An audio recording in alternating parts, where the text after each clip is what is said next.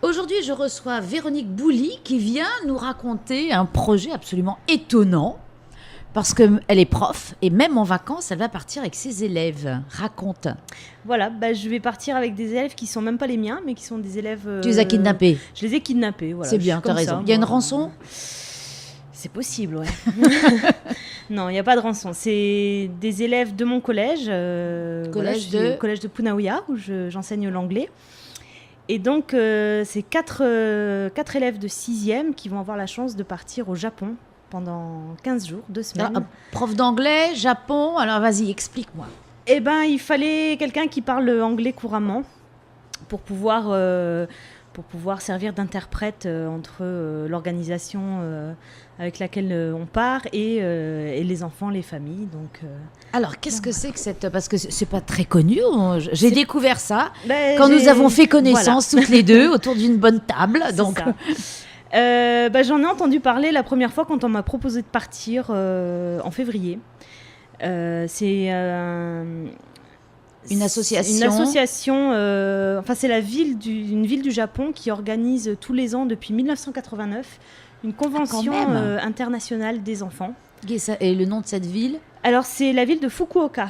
Fukuoka. Voilà, pas Fukushima, hein. C'est pas Rassure-moi. Fukushima, c'est de l'autre côté.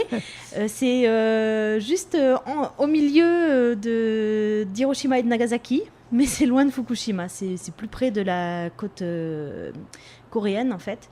Et c'est une ville qui historiquement est une plateforme d'échange avec les pays d'Asie continentale, entre le Japon et le continent asiatique. Et donc quand ils ont célébré les 100 ans de cette ville, en 1989, ils ont décidé d'inaugurer ce système, cette convention des enfants. Et alors, ce sont des enfants qui viennent du Pacifique et d'Asie ou Voilà. est-ce qu'ils viennent d'Europe aussi ? Alors, cette année, il y a 40 régions et pays de la zone Asie-Pacifique qui vont être représentés. Mais il y a aussi des villes qui sont jumelées avec la ville de Fukuoka, comme Bordeaux par exemple, et des villes de Floride, des États-Unis, un peu, voilà. Et donc Papeete, voilà. ça Et existe. donc, Tahiti, la même. Polynésie est représentée tous les ans. Ah, ça alors, eh ben, Ouais. on ignore. Et personne ne le sait. Eh ben, alors, c'est pour ça que je t'ai dit, voilà. viens en parler. Parlons-en. Donc, c'est très excitant comme projet. Combien de temps ça va durer ? Vous partez quand ? Alors, on part pendant les grandes vacances, donc ça n'empiète pas sur le temps scolaire. On part du 10 au 24 juillet. Et je vais servir de chaperon aux 4 enfants qui vont partir pour la première fois sans leur famille dans un pays... 4 sixièmes. Hein. Voilà, 4 enfants de 6e. Garçon, fille. 2 filles, 2 garçons. Donc, alors, ils ont été choisis comment ces Alors, petits il loulous ? y a eu plusieurs conditions, plusieurs critères de recrutement. Déjà, c'est leur âge. Il fallait qu'ils aient moins de 12 ans au 31 Ah oui, pour août. l'avion aussi, peut-être. Non, pas forcément. C'est vraiment... Le prix d'avion, peut-être moins de 12 ans, on paye peut-être des billets. Je ne sais pas si ça a à voir avec ça. Je sais pas, c'est je dis la ville de n'importe quoi. Fukuoka qui... je peux pas... je pense pas que ce soit ça. C'est la ville de Fukuoka qui veut prendre des enfants jeunes qui ne parlent pas encore bien anglais. C'est le but du jeu. Pour promouvoir justement les échanges entre enfants de différentes cultures. Donc la langue véhiculaire, ça sera l'anglais. Et le japonais quand même un petit peu. Le japonais, moi je le parle, je connais quelques mots, mais... Arigato, voilà, c'est tout. À boire, comme on dit. La bière, birou, mais j'en bois pas, donc... de l'eau, Véronique. Je à boire de l'eau, mais en fait tu me connais. Franchement. Bien sûr. Donc tu vas apprendre aussi des choses. J'y compte bien. Et donc le critère, l'âge. Donc l'âge, ensuite c'est des enfants qui doivent avoir un esprit d'aventure pour oser partir comme ça. Oui, sans papa, sans maman, et avec un professeur qu'ils ne connaissent pas très bien, puisque ce ne sont pas tes élèves en plus. Ce ne sont pas mes élèves. Bon, là on apprend à se connaître petit à petit parce qu'on se voit beaucoup le mercredi après-midi pour préparer le voyage. Mais c'est vrai que tu prends du temps sur ton temps libre pour accompagner dans cette aventure extraordinaire. On a plein de préparatifs à faire, donc on fait ça le mercredi après-midi.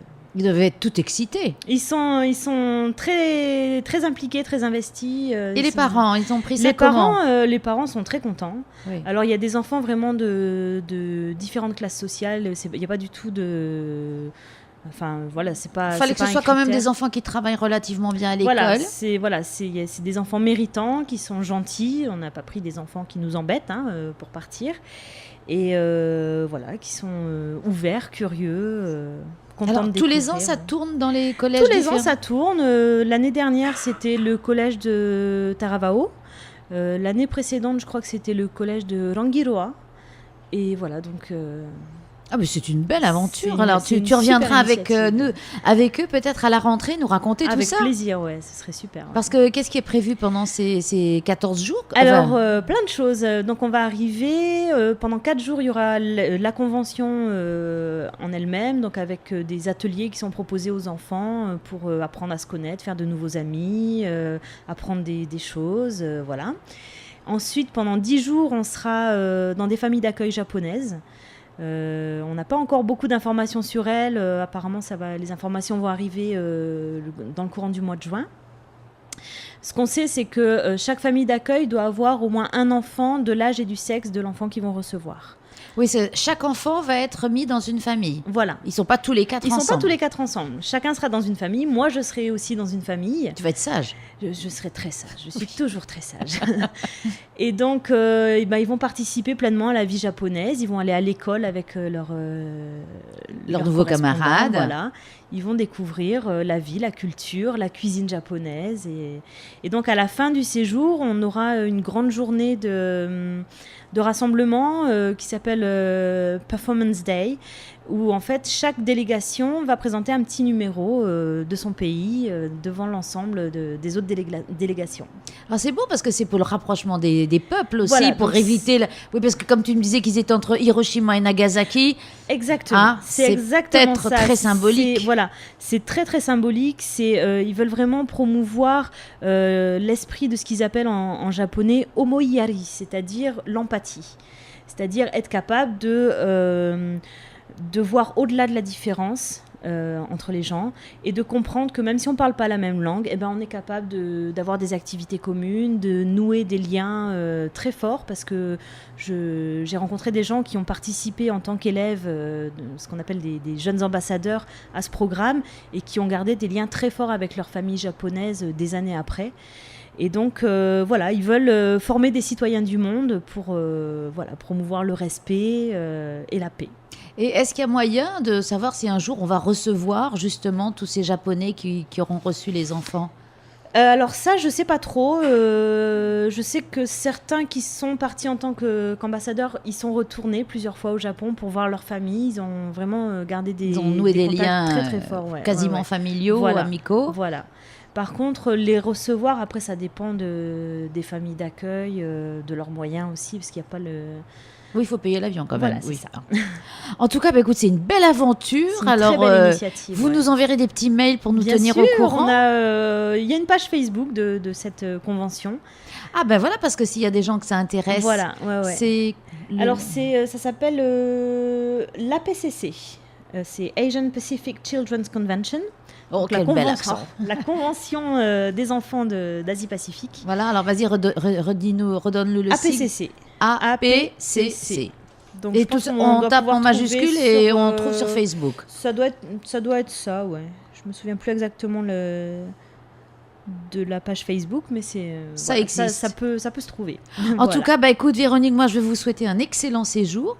Merci. Et puis j'espère bien qu'en août ou en septembre, une fois la furie de la rentrée passée, tu reviendras avec les élèves nous raconter comment ça s'est passé. Avec grand plaisir. Il y en a qui parlent beaucoup parmi ces élèves, donc ils seront ravis de raconter. J'en connais au moins un.